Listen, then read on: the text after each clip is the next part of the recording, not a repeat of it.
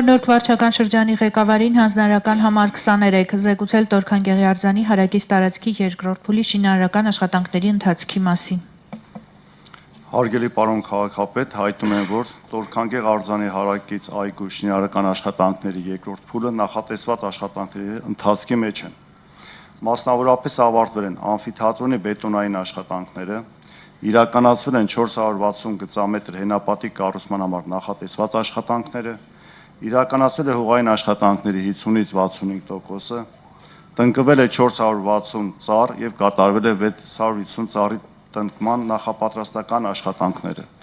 2500 մետր տարածքը ծածկվել է տոմետով։ Իրականացվել է հեղեղատարի, կոյուղատարի եւ ջրամատակարարման համակարգերի, այդ թվում 8000 մետր ոռոգման ցանցի անցկացման աշխատանքները։ Իրականացվել են արտաքին լուսավորության համակարգի անցկացման մոնտաժման աշխատանքները։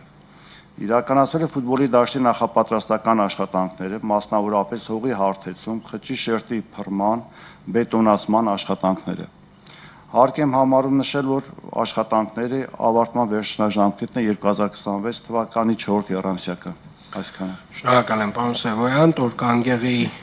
արձանի հարակից տարածքի ընդհանուր այգու, այսպես ասած, վերակենդանացումը մեր կարևոր ծրագրերից մեկն է եւ կանաչապատման ոլորտում ամենանշանակալիներից մեկը եւ ակնկալում եմ, որ մենք 2026 թվականին միասին կանենք այդ այգու բացումը։